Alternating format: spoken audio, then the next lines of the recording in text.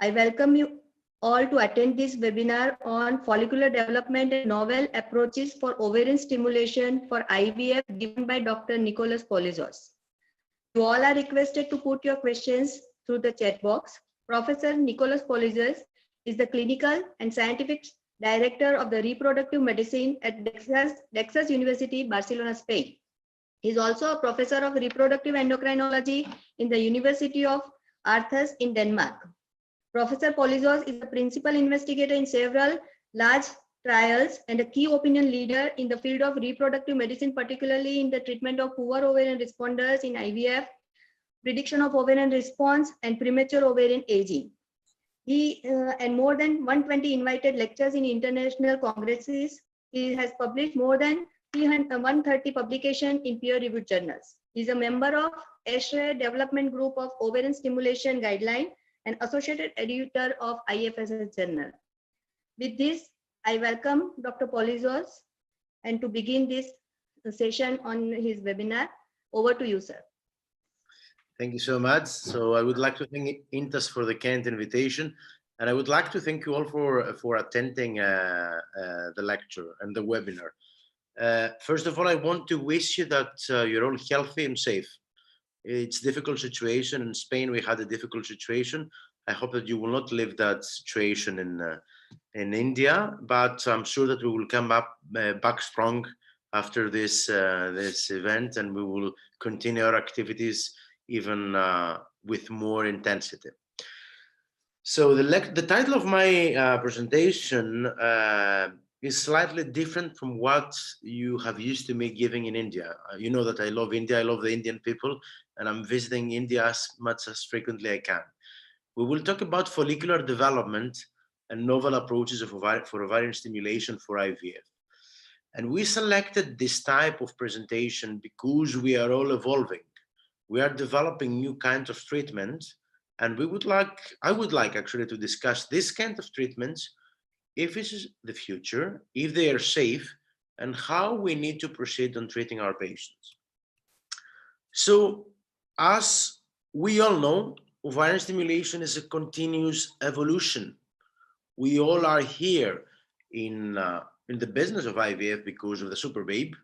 1978, Louise Brown has been born, and this has changed our lives, both from the pharma point of view, but also from our point of view, the clinician point of view.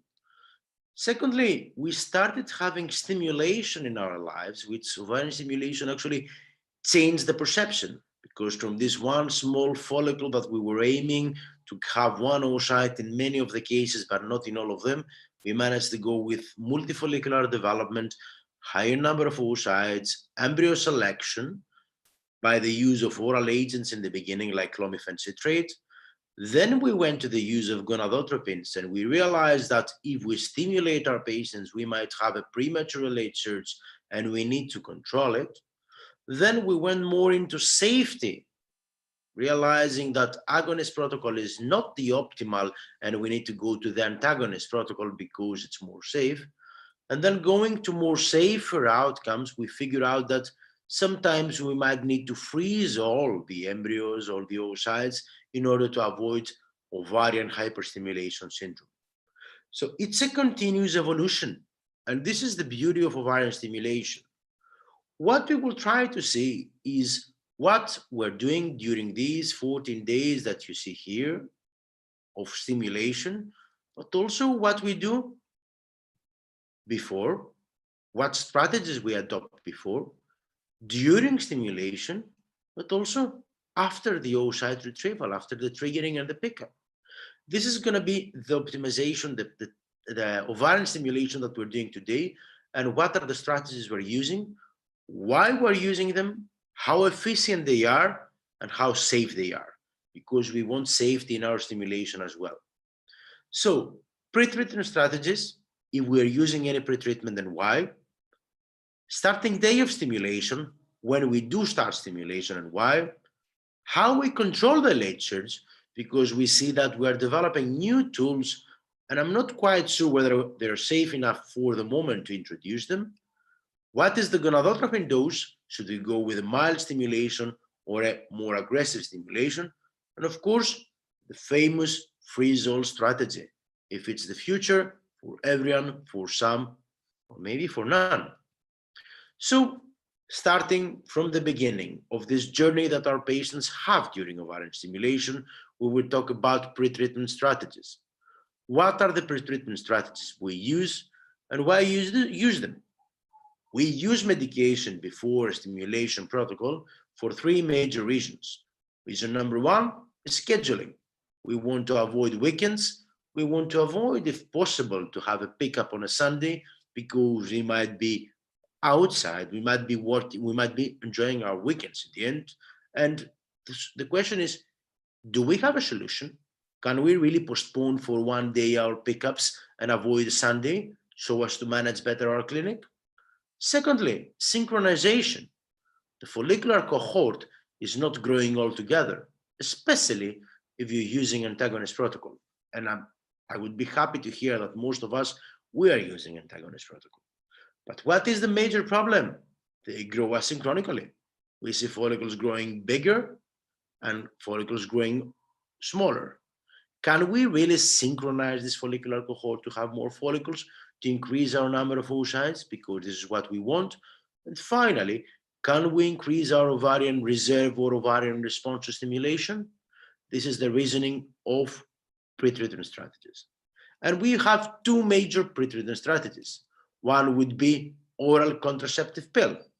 Should we give pills or not before stimulation in our patients? A meta-analysis published in 2010 by Griesinger told us that be aware of the pill.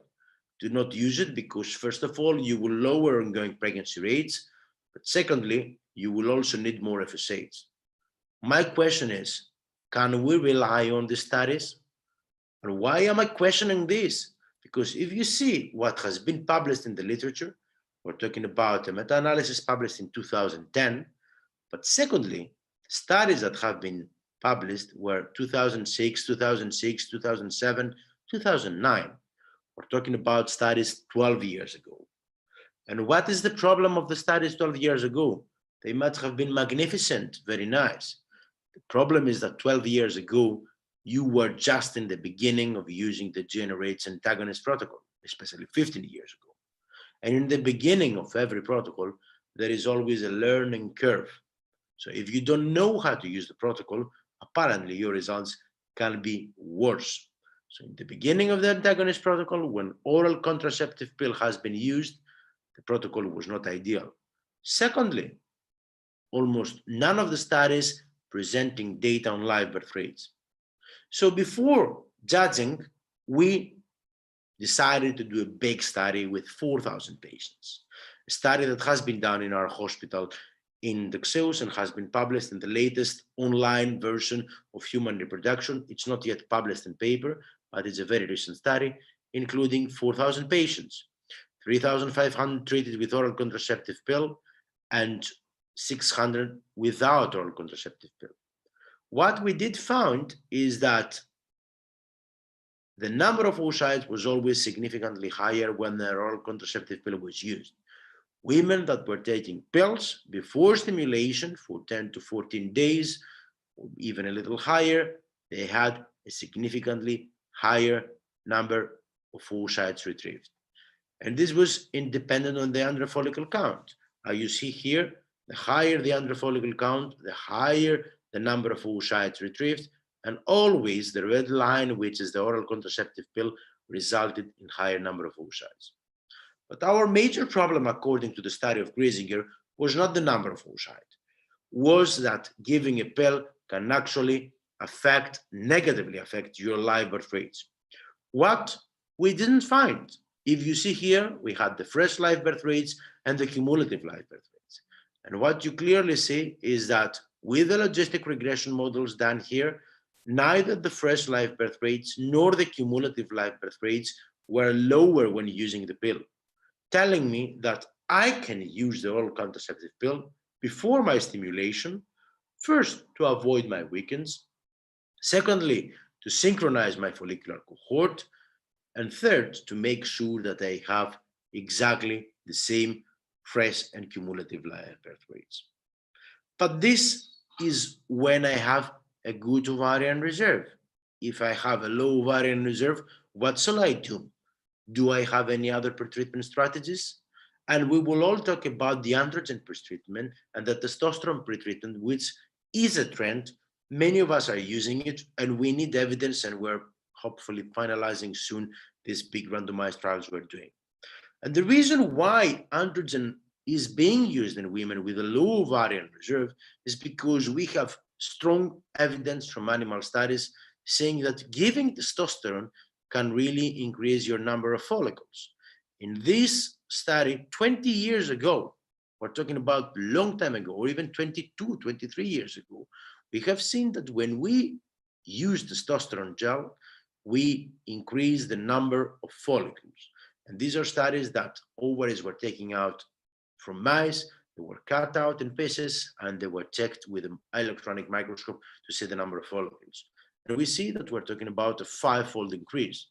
We also see that when we treat patients with androgens, with testosterone, not with any androgen, we see that the FSH receptor expression multiplies. This is FSH receptor in the control group in women treated with FSH, but when you see giving testosterone, we have a stronger signal. The black dots represent the expression of FSH receptor, and you see the longer duration of testosterone, the higher the expression.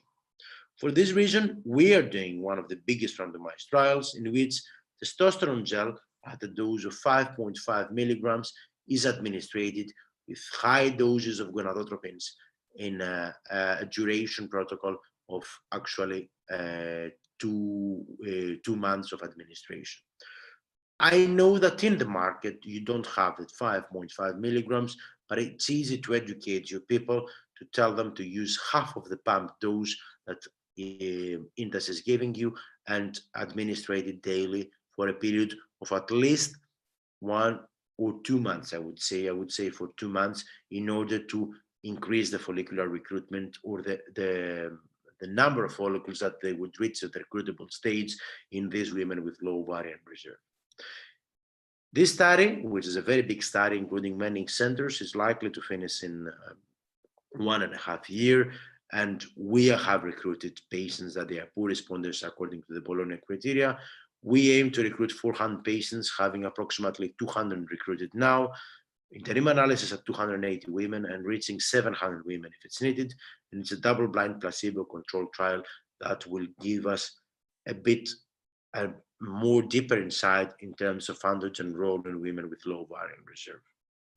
So having finishing the first early phase before our stimulation, we would like to go to the next step on the stimulation process itself. And a great question that we all have is, when do we start our stimulation? Which day do we start? And we're really stuck in the follicular phase. I know that this is what we're saying, that what we are doing, but it's nice to start always on day 2 or day 3, but it's a little restrictive. Imagine you're living in India, which is a huge country. You have people that are living far away. They come to you in your first consultation. Or, as you see here, they have fertility preservation, they're cancer patients, or they women that they're doing scheduling. They want to schedule their treatment. So I understand that we want to start, or we are obliged to start on day 2 or day 3 of the cycle. But imagine that if a patient is coming from miles away and she's coming to your clinic, wouldn't it be ideal that the patient can start any day she wants? And from my point of view, this would be very interesting. And this is what we will try to see.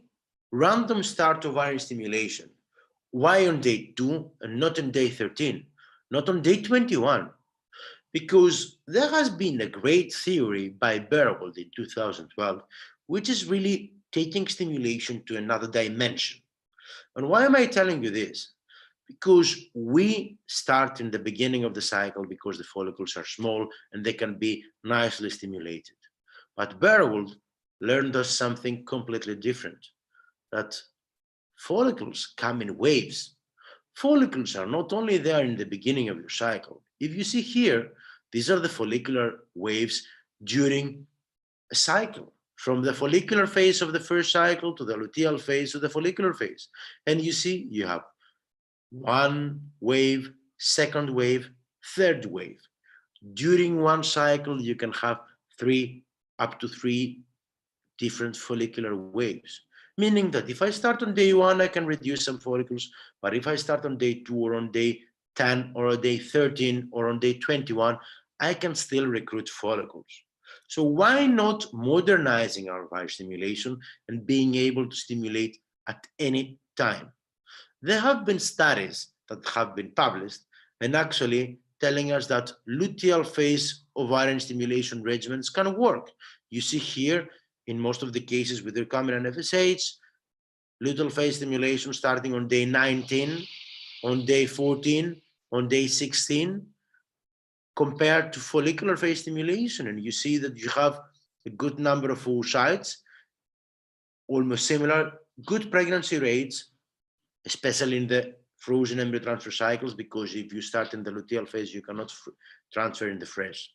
Also, we have regimens doing double stimulations, one cycle and a second cycle, or regimens that you can randomly start on the day 2, day 11, or day 16 of the cycles, going to similar results. What is my major problem with random start stimulation? First of all, I cannot transfer in the fresh cycle. And secondly, I don't know about the safety. I don't know if they can give me good results, because we're talking about studies that they are not randomized and studies that they are not done in the same patients. What I will present you now is a study that we are almost finishing. We're missing half a cycle, and possibly we would be able to send some data for next NASRM or for next ESRM, and we will definitely publish by next year. So with study, we try to evaluate what is the effect of luteal phase stimulation on number of embryos, but also on quality of embryos. So we took oocyte donors, and the oocyte donors did 2 stimulation cycles, one in the follicular phase, a month passed, and a second one in the luteal phase. We took oocytes from all these donors. We inseminated with the same sperm of the same husband from a recipient. We created embryos and we did genetic screening of the embryos. And we tried to do a euploid embryo transfer to evaluate if there is a difference. And the only difference in the patients were that in one cycle, the donor started their stimulation in the follicular phase with a recombinant FSH protocol, and the second 7 days after its peak in the luteal phase. If we do prove that there is no difference in genetic content of the embryos or in the number of the embryos in the same patients when you inseminate with the same sperm, I think I can give you enough evidence to tell you, if your patients are coming from 1,000 miles ago, I can treat you. I can start the stimulation at this point, and I can continue my stimulation without risking having bad quality embryos or genetically abnormal embryos, which is a true benefit from us. The second part, which is extremely interesting, and it's relevant because many people are starting using it, and I have to raise some concerns to this, is how to control the late surge. Because we have novel methods with lower costs, but my responsibility is to tell you, does it worth it? Should we move at this moment to novel methods that they are cheaper, or it might be risky for our patient's profile? And the reason I'm telling you this is because the epithalamus pituitary ovarian axis is a beautiful system, the way it works. So what is happening is that hypothalamus is controlling hypophysis, hypophysis is producing FSH, FSH works on the ovarian levels, the granulosa cells are producing estrogens, and the estrogens have a positive feedback on the hypothalamus and the hypophysis in terms of LH secretion. LH works on the thicker cells levels. The thicker cells produce progesterone, but this progesterone has an inhibitory effect on the hypothalamus and the hypophysis level. So this progesterone that you see here can control the late surge, can have a negative feedback. Nature is much more intelligent than the doctors and the medication. And although in the beginning we were used to control the late surge by using exogenous generates analogs with 2 different ways. In the old days, we were using a long agonist protocol. doing a flare-up effect and then going to pituitary downregulation after the receptors were tired and they couldn't work anymore. And secondly, we found out that the antagonist protocol is much more friendly, much more safer, and we can have a direct suppression on the gonadotropin levels and the LH levels. But if you go back to the nature in the early studies, you would see something extremely interesting, that maybe when you stimulate with FSH, we can use progestins, pills, that they can beautifully control the LH surge. In this study published in PNAS, 1998, long time ago, what it has been shown is that the progesterone can control the pituitary, hypothalamic pituitary ovarian axis. How? These are implants in humans, implants of progesterone. The purple is the progesterone levels. Inserted implants, removed implants, inserted implants in higher levels. What you see is that the progesterone levels are controlling not only the frequency, but also the height of the LH surges. This is the GnRH surges. These are the LH surges. And you see that when you have progesterone inside your body, the LH surges are lower and less frequent. When you remove progesterone, they are very frequent and very much higher. And when you increase your progesterone levels, like here, you have no LH surges, no GnRH agonist surges. So this means that progesterone as a pill can control your LH surge. And I'm sure that many of you have been started to use it. Is it okay or it's not okay? Because for me, I would love to reduce the cost of the medication in my patients. But a study has been published in 2019 telling us that yes, progesterone can really result in good number of oocytes, can really control very well the LH surge. These are LH levels after GnRH antagonist at MPA, medroxyprogesterone acetate levels on the day of trigger, the day of OPU. It works excellently. But are you chasing oocytes or you want to have pregnant women? Because if you want to have pregnant women, these randomized trial raised concerns. Raised concerns because if you can see here, the clinical pregnancy rates were significantly lower in the recipients using these eggs from progesterone stimulation. Ongoing pregnancy rates, they are significantly lower, up to a level of 30% reduction, which is huge. And live birth rates were significantly lower. We're talking about a live birth rates which was 2 times higher when using antagonist protocol compared to progesterone. So that's why I want to raise concerns about this, and I believe the jury is still out, and we need more evidence. We need more evidence not only because of the pregnancy rates, but also because of the live-born safety. And why is this? If you see neonatal outcomes are very few.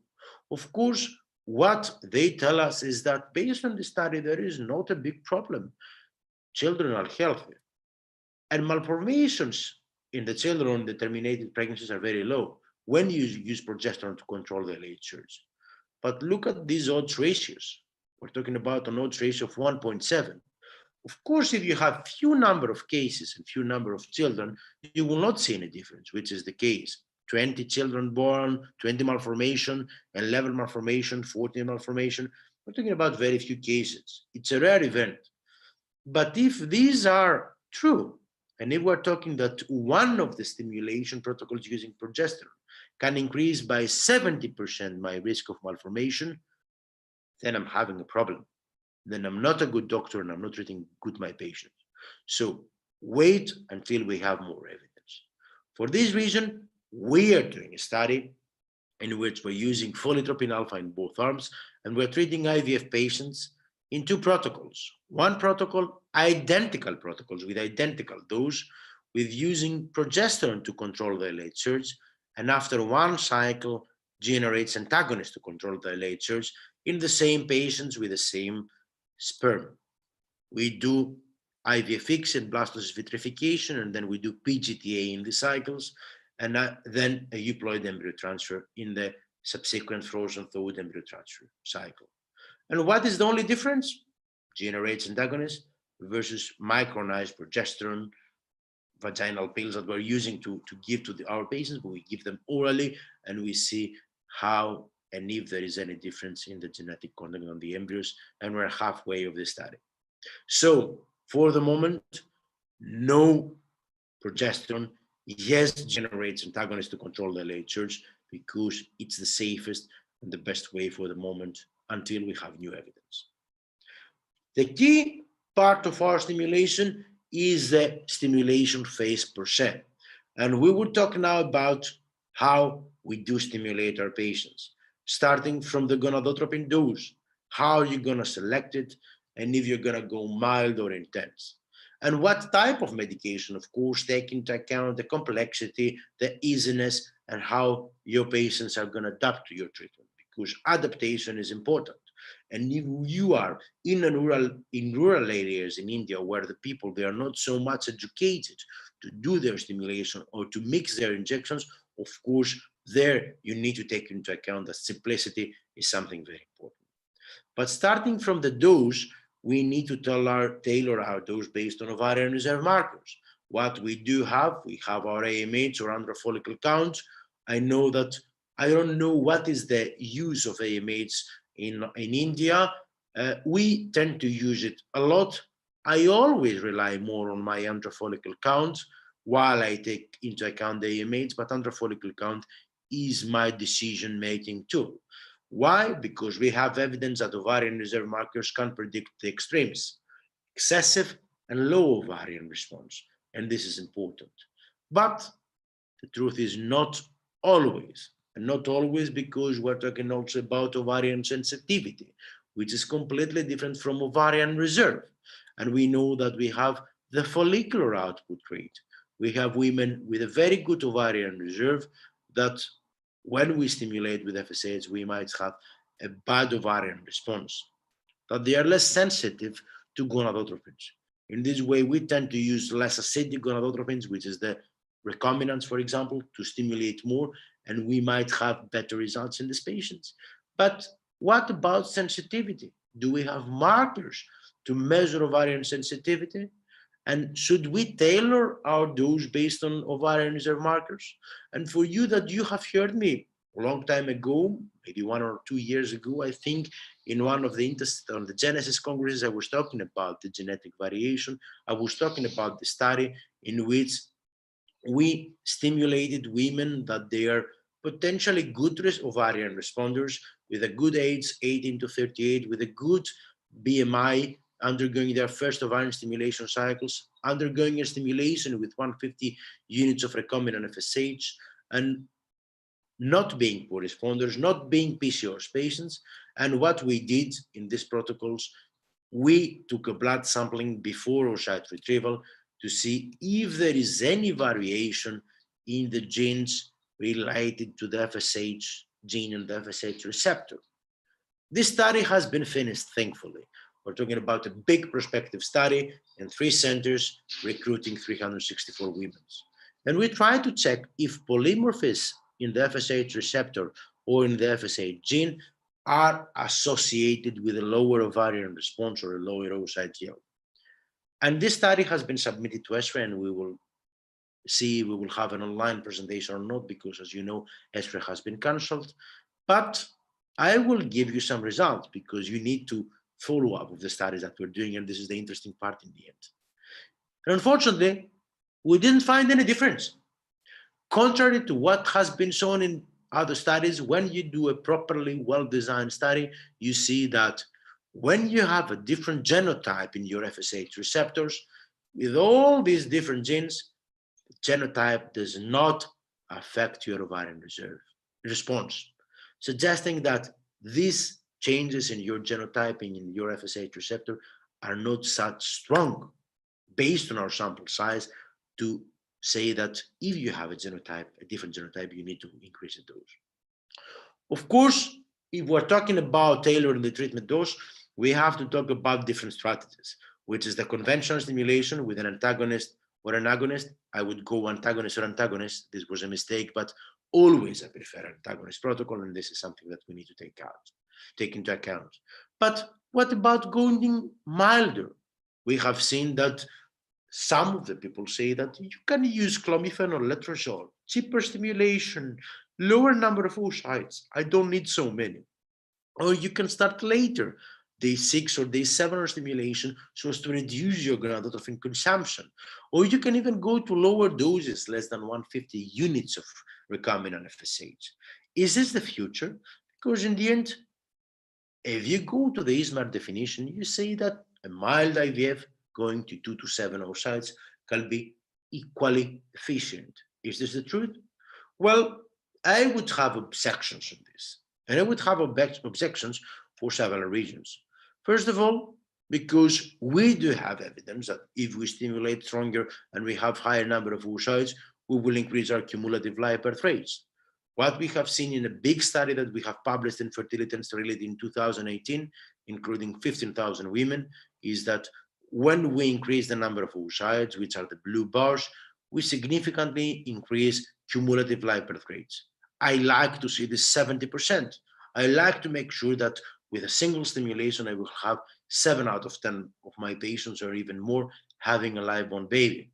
And this is important. And we have evidence that if we increase our stimulation, we will not harm our embryos. Marca has shown in Fertility and Sterility that the higher the number of oocytes, the higher the number of euploid embryos, genetically normal embryos. And we have published in HRM in 2018 that the higher the number of oocytes, the higher the probability to have at least one euploid, one normal embryo, which is what we want in our stimulation. But the devil's advocate tell us, do we need a lot of oocytes? And how I would answer this question is, it depends, because not all patients are the same. We have patients that they come at different ages. Younger women that we want to have, unfortunately in Europe, we have older women that they are difficult to get, or they cannot get pregnant. They come at the age of 46, 47 and tell us that they want to have a baby. This is difficult, if not impossible, with your own eggs. We have different BMIs. Here the BMI is much higher as compared to India, and you need a different strategy. You have different ovarian reserve. We have women with an excellent ovarian reserve and with a bad ovarian reserve. And we have seen studies coming from India that you have women with lower ovarian reserve. And this might be something that we need to take into account when we tailor our treatment. We have different causes of infertility, and of course, women that they come in with a secondary infertility. So your treatment strategy needs to be tailored. We need to think before we stimulate, rather than we put all our patients in the same bag and try to deliver the same stimulation. Why am I telling you this? Age and number of oocytes. We have published with our group in Human Reproduction 2018 a beautiful study telling us what is the effect of the number of oocytes in advanced age women. And as you may see, in women that they are up to 43 years old, the higher the number of oocytes you have, the higher the cumulative live birth rates. Your chance that your patient will have a live-born baby significantly increases. So yes, we need oocytes. Of course, above 43, you don't see any effect, any real objective effect, but still in women that they are above 38 up to 43, yes, we do need more oocytes. But imagine that if you have a very young patient. These young patients, you know that your euploidy rate is really high, up to the age of 33, 34, 35, 37, 36, I would say, not 37. You have euploidy rates that they are up to 70%. So if you have one embryo, it has 70% to have probability to be euploid, normal. If you have 2 embryos, probably you have it. But what is the chance that the young woman would reach the blastocyst stage, the blastulation rate? And there has been a beautiful study by Maureen showing what is the blastulation rates and euploidy rates in women of less than 38 years old, irrespective of their ovarian response. Low oocyte yield, 4 oocytes in this bar, 14 oocytes. What it has been shown is that the blastulation rate is always the same. Age is what determines how many oocytes will reach the blastocyst stage, and it's apparently 50%. And the aneuploidy rate is again the same, and it's related to age. So with these results, I think we do understand that in an older patient, I always need high number of oocytes. In younger women, I might go more conservative. What are the doses that we're using? Well, practically speaking, I have 3 major doses in my arsenal of drugs. If I have a high responders, I go with 150. Never lower, because I think in the end I will freeze all, especially when I have a high BMI. When I have a normal or a predicted normal responder, I go with 225 units of recombinant FSH. And if I have a poor responder, I go with 300 units of folitropin alpha, except, of course, if we're talking about a higher BMI and I would need higher doses. In terms of type of gonadotrophins, we have different forms. We have the recombinant FSH, we have folitropin alpha, and we have urinary forms with differences. But I believe what we need to take into account strongly when are designing our stimulation is that there has not been any difference in the pregnancy rates.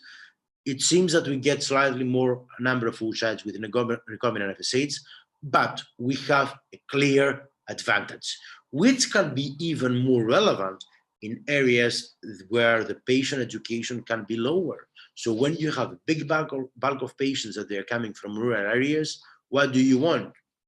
Not the complexity of treatment. You need simple treatment. Pens can be simple, pens can be easily used, and pens can be a competitive advantage. You can easily use them because of the way that you administer. And of course, we're talking about an efficacy which is comparable or in some cases better. And this is what would be the selection for the future. But even if we stimulate hard, even if we manage to use and extract our eggs, the question is the aftermath. Are we freezing all or not? Because what can happen from stimulation? Stimulation can have negative effects, as we told. And what is a negative effect? A high ovarian response. So do we freeze all in a high responder? This is what we will discuss, and we will talk about why we should. Second effect is the progesterone rise.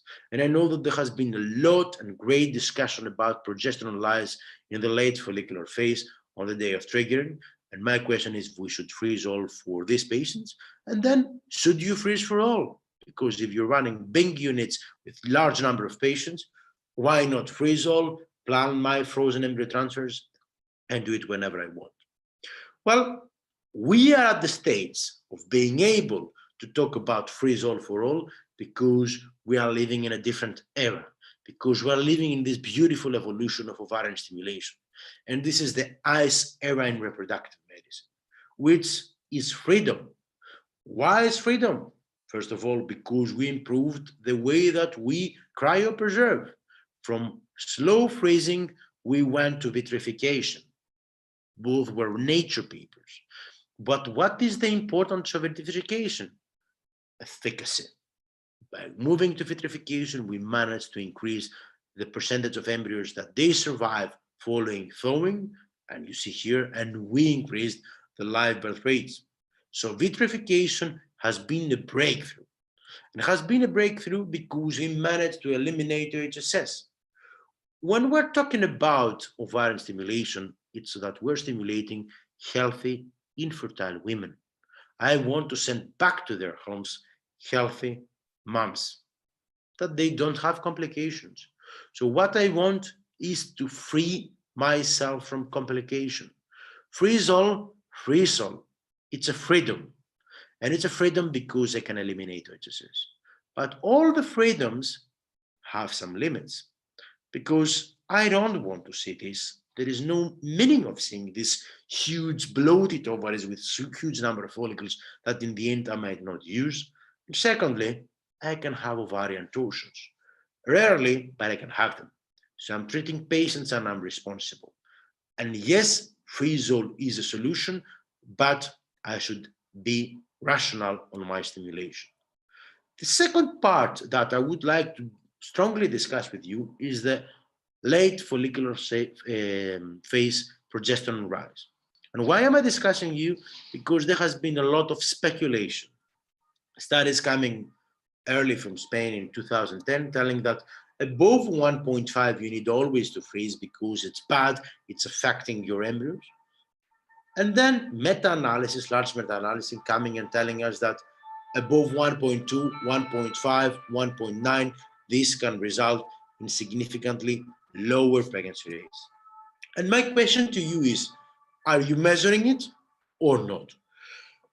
Or I would say better, do you believe in the story or not?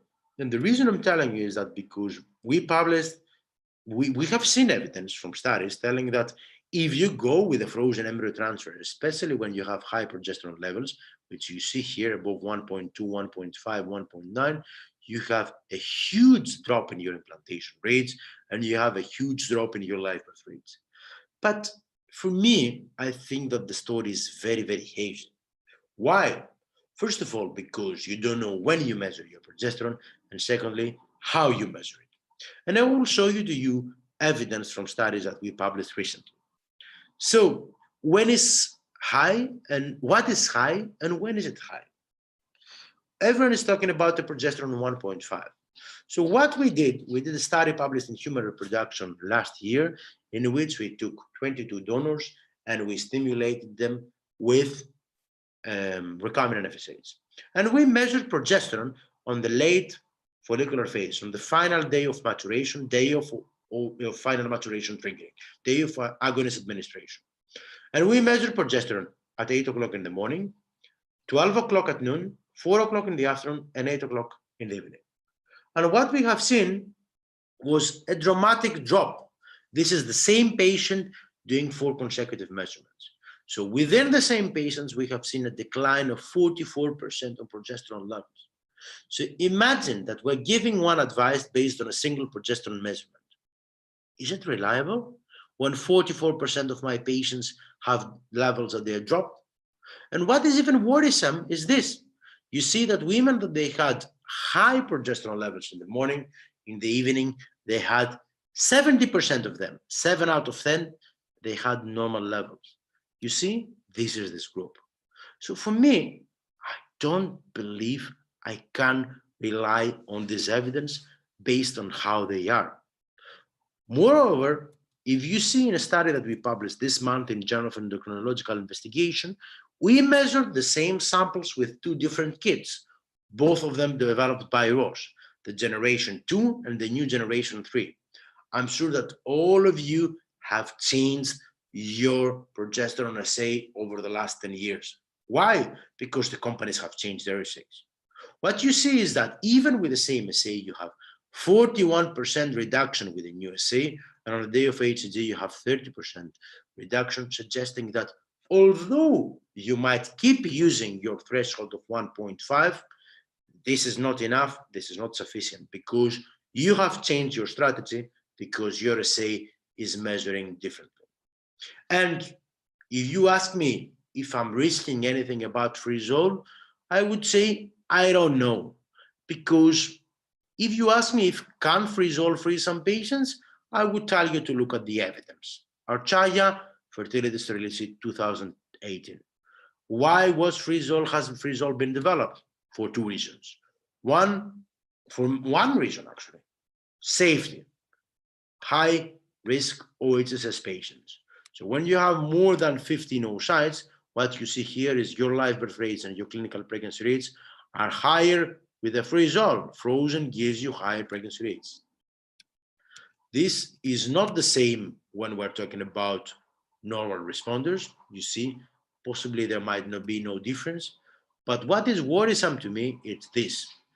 In poor responders, in women that you have 1 to 5 oocytes, you see that in one group you can have 11% and in the other group 5.9% live birth rates, telling to me that I'm not quite convinced when I have low quality oocytes or low number of oocytes, whether the freeze thawing process and the frozen embryo transfer is better than transferring in the fresh.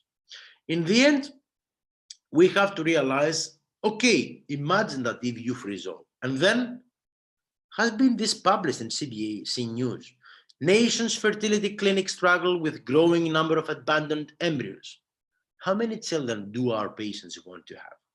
5, 10, 25? Look at here. This is data from the US. The chance of abandoning the cryopreserved embryos. With 1 or 2 cryopreserved embryos, 25% they leave them. You have to deal with them. If you have more than 7, 8, or 10, you can be up to 40%. So imagine, what are we going to do with all these embryos? We will keep them in our fridge forever? The patients do not want an unlimited number of babies. So to conclude, ladies and gentlemen, and bring you a deeper overview of all this beautiful stimulation journey, I would like to highlight a few things. First of all, pre-treatment strategies. OCP pre-treatment, yes, you can use it. It does not impair pregnancy rates based on our last study, and it can synchronize your follicular cohort, so no harm from my point of view. Androgens may be the future for the treatment of poor ovarian responders, but still we need to wait for the evidence.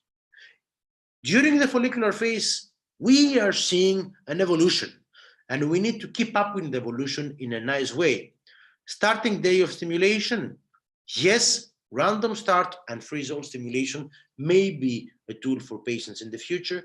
We will in few months have results of our study, and I can tell you, if we're talking about the safety of genetic content of the embryos, and I think we're very close to this. Progestin can control LH and be part of the results, but not for the moment. We're missing the safety data, both for pregnancies and secondly for children, and I would tell you, be careful. The antagonist protocol is efficient in controlling the LH surge, and it has been proven for its safety, so we need to continue in this way. Number of oocytes, they are associated with pregnancy rates. Don't be afraid of the number of oocytes. The stimulation is not going to affect your ovarian, your quality and the competence of the oocytes. So please avoid the mild stimulation when you can have it. But we have to admit that not all patients need an unlimited number of oocytes. Our patients are women that we stimulate them, and we need to realize what are their needs, what is their profile, and how we need to tailor the dose according to their profiling. In terms of gonadotropin type, as I told you, we need to take into account our patient's profile. And for me, I see a competitive advantage of recombinant products and follicular alpha in terms of way of administration, especially in rural areas, which are a lot in India, and we need to take this into account. Otherwise, we need to educate a lot, and they might do mistakes. Mistakes are often and can happen. In terms of result, yes, it is a revolution from my point of view. Yes, it is the best option for the high responders, but it's not for all. We lack standardization of the methods determining progesterone in the late follicular phase, which is essential. So I would not freeze-all above 1.5. I would be much more elastic in taking my decision in freezing all. And for me, it is clear that freeze-all does not appear to be for all. Why am I telling you? Because ice, like everything in life, is not made for all. Beware of ice.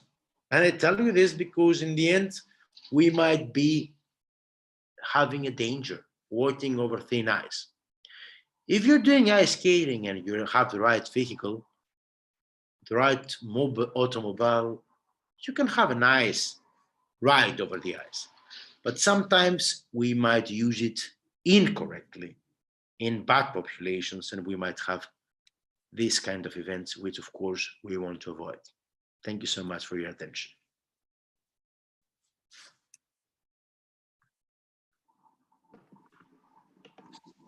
Thank you, sir, for enlightening us on the follicular development and the novel protocols. There are many questions, and I must say they all have appreciated your talk, and there are many questions. Some of them I will be asking you. Minimum days of oral contraceptive pills required to start IVF, and if there any pill-free period is required. Yes, that's a beautiful question. Thank you so much. So minimum days, I would say there have been studies using it in the luteal phase with 8-9 days. What we're doing, I'm using it in the follicular phase for a minimum of 10 days. So I start 10 days. It's sufficient to induce a small menstruation afterwards. Always pill-free interval 5 days. This is a beautiful question. The study that has been published in the beginning was with a much longer pill-free interval. So at least 10 days, not more than 20 days, from my point of view, 10 to 20 days, and a pill-free interval of 5 days, and you have beautiful results.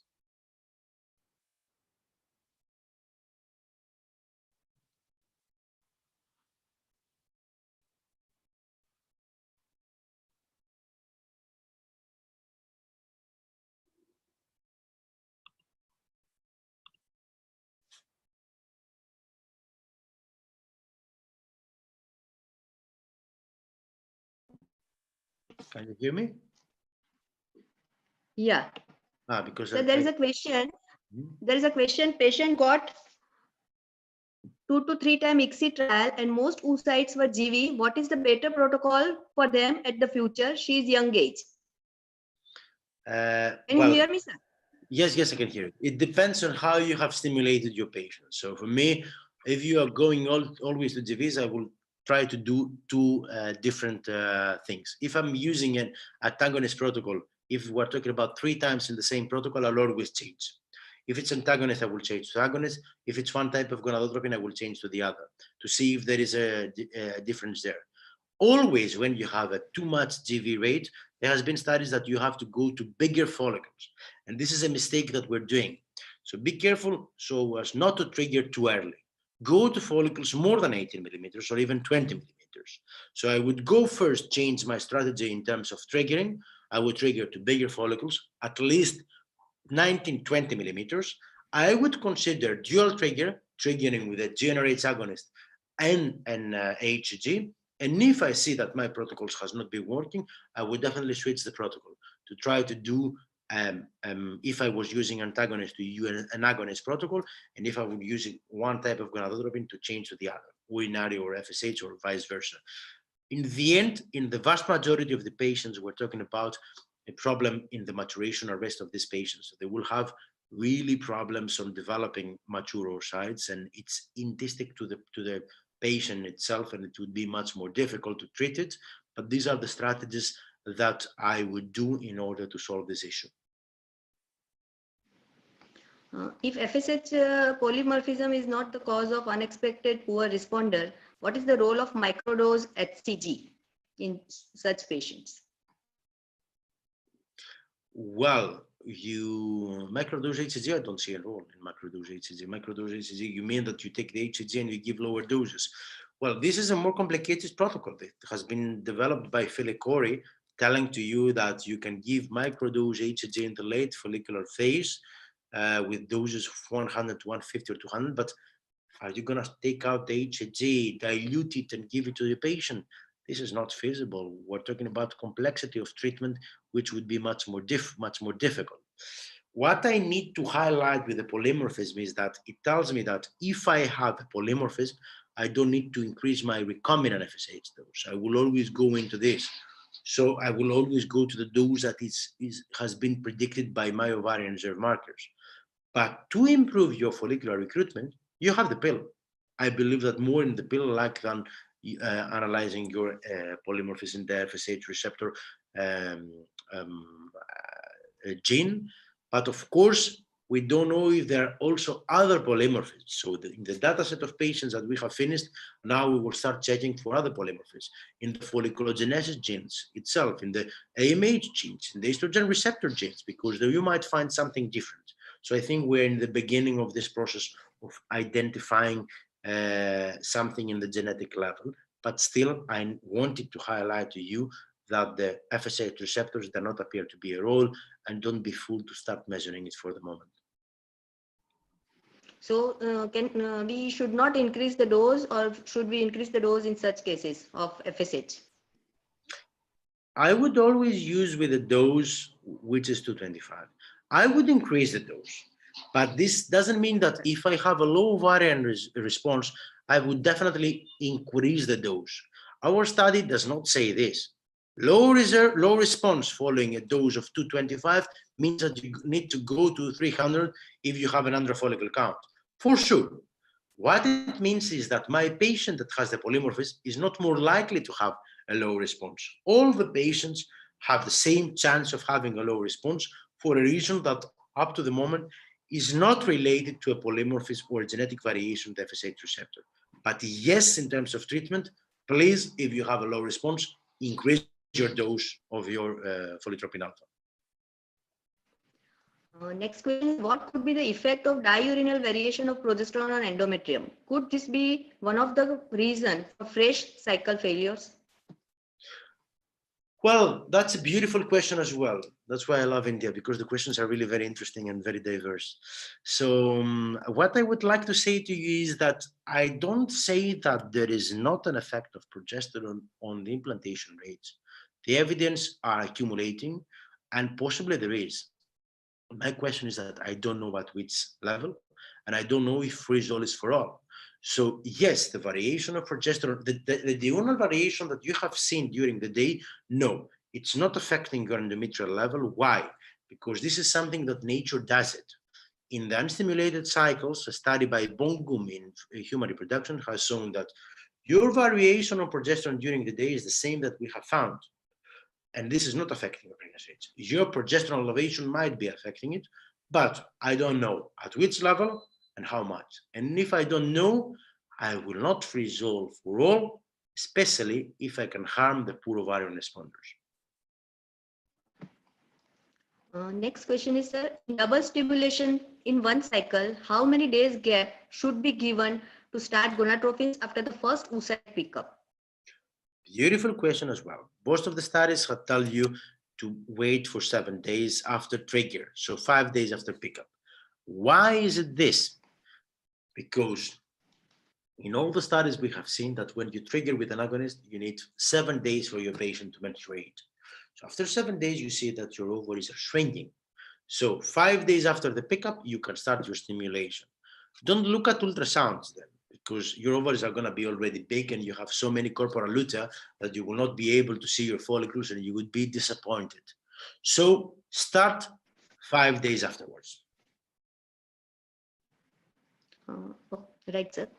Would you start ovarian stimulation for a patient if she visits on day 5 or 6 of menstrual cycle in a normal responder or in a poor responder? Oh, that's a beautiful question. No, in the poor responders, I wouldn't start it. I would tell you what I'm doing in the poor responders. I'm doing under follicle count and I'm seeing when the cycle is good. I prefer to start follicular phase. Why? Because these patients have short cycles and I don't know what it will happen. But in the normal responder, I could consider it. Why not? I would disregard my biggest follicle, which probably will ovulate, but this will not be any problem.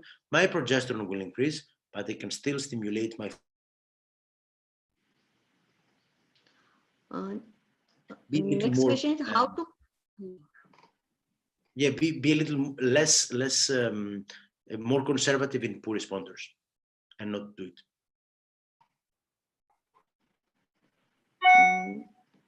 With what dose and form, which day of cycle testosterone gel should be started? I think already explained, but many of them have questions. They put this question, so I'm asking. Half the dose of what you're giving from the pump of Intas, so it's around 5.5 to 6 per day. So tell them to cut it and half. When they get the dose, use half of it and throw the other away. And for me, I would say more than 1 month before stimulation. I would say up to 2 months. When you start your gonadotrophin, stop it. You need to stop it by the moment that you start injecting with your folitropin alpha. Sometimes we don't see good ARC, still can we start stimulation? Sometimes we don't see good enter follicle count, still can we start stimulation? No. Wait for the good cycle.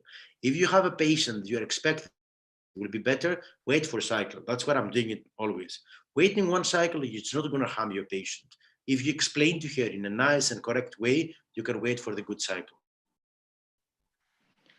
Data are coming up saying increased number of oocyte retrieved is proportional to number of euploid embryos. Would you imply this in advanced age group also? Absolutely. Absolutely. I think that this is the group that will likely to benefit. We know that stimulation is not harming your euploid rate, and we have shown that this increases your cumulative live birth rates in our study by Devesa, this is much more clear that it increases your euploid embryos. On the day of trigger, if you see follicles 17-18 millimeter and few follicles of 15-16 millimeter, you would suggest to give same dose of gonadotropin, or you would like to decrease the dose? Oh, that's an interesting question. Yes. What I'm doing. So your big follicles are less dependent on FSH. So I wouldn't lower my my folitropin alpha dose, because this is the follicles that they are the stage of 12, 13, 14 millimeters, they have more FSH receptors and less LH receptors. So my 18 millimeters follicles will not be affected so much for a high gonadotropin dose. So no, I wouldn't decrease if I have smaller follicles and I want them to keep up. We're talking about follicles of 13, 14 millimeters. So I would use with the same dose of recombinant FSH. What is that? Sorry. What is the best pre-treatment before embryo transfer? Can we use estradiol or OCP? What would be the best treatment?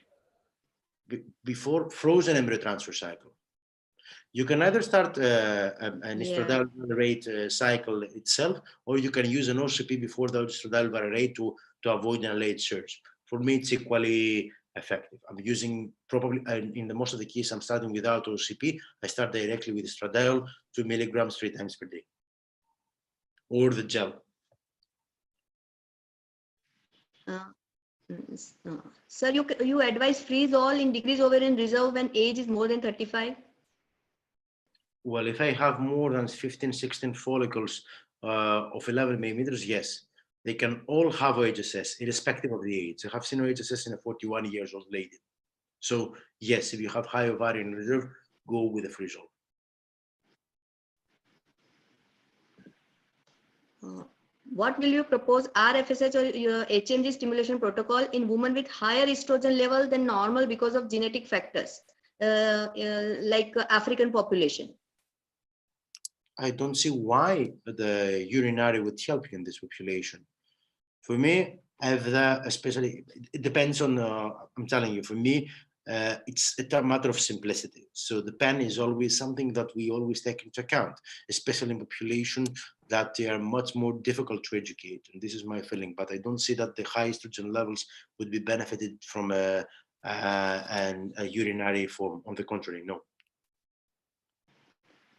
Next question, why is that in high responders, in some studies, progesterone rise is considered elevated greater than 1.9 or greater than 2.5? Means somewhere it is 1.9 and somewhere it is 2.5. You are completely right, and that's what I'm telling you. So the literature is very hazy, not clear. So for me, I don't consider it. High responder, you freeze all. Why? Because of safety. Low responder, you transfer. Except if we're talking about high levels, more than 1.8, 1.9, 2. More than 2, I don't like it also. Can we stimulate a donor having a progesterone implant without removing it? Yes, absolutely. We have done it in donors. And it has been working. They have a progesterone implant without removing it, and it didn't show any difference. And I think there has been a study published by Brussels recently showing that there is no difference. So there are many questions coming, but we have short time. I will ask you 2-3 questions. Is it possible to do fresh ET in random or luteal phase stimulation? If no, and we have to freeze embryos, then how we are helping patients? They have to visit again for ET next month. True. No, it's not possible to do a fresh embryo transfer in random start, because your luteal phase, the high progesterone levels are affecting your endometrium, so you cannot have it. But still, how are you helping them? Because you're planning. This is a beautiful planning method. They come on one day, they say that I'm coming one day. You plan the pickup more or less, and then you plan the transfer in a second time. So I understand that, again, you have to take into account the patient's profile. So in a poor responder will not be the ideal case, but in a normally young patient that is coming and you want to plan here, why not? But not for a embryo transfer. In diminished ovarian reserve patients, can we use or should we use both OCP as well as testosterone gel?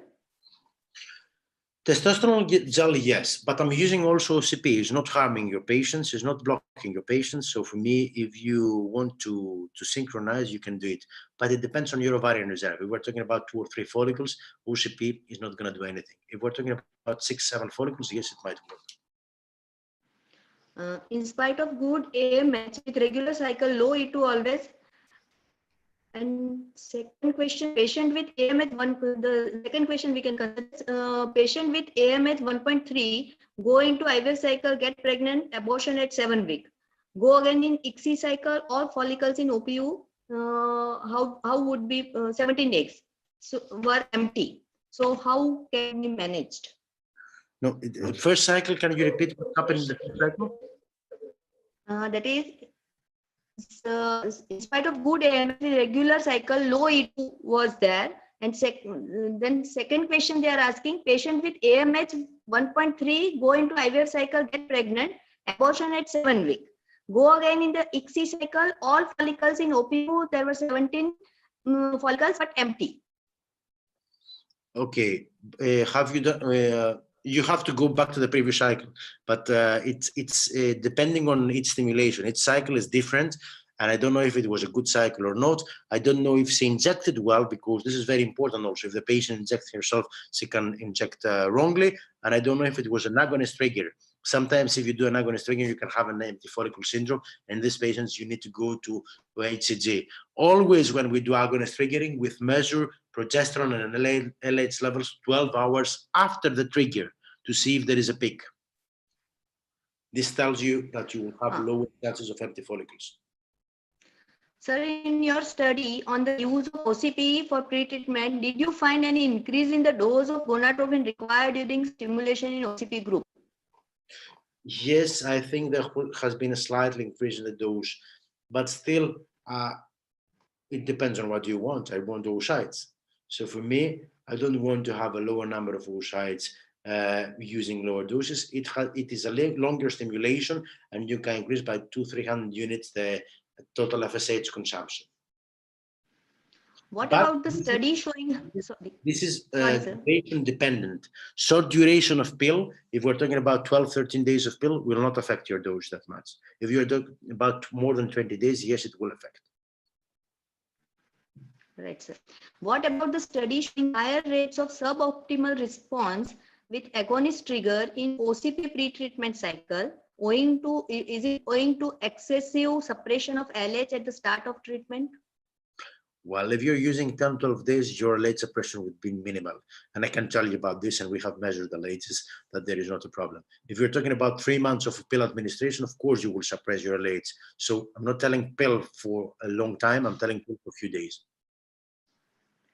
So with this, I have many questions pouring in, but the time is a constraint.